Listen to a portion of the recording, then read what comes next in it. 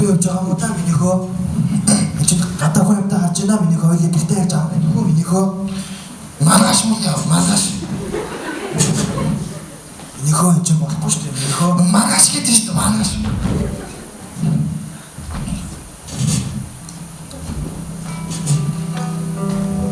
Маргааш энэ ямар сонсдож байна?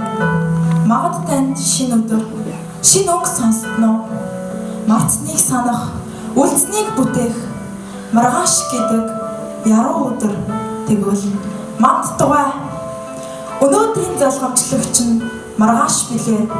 Өдрийн залгамжлагч нь намайг хэлнэ. Өргөний залгамжлагч гэж нарийныг хэлнэ. Өөрийн залгамжлагч гэж үр хүүхдээ хэлье.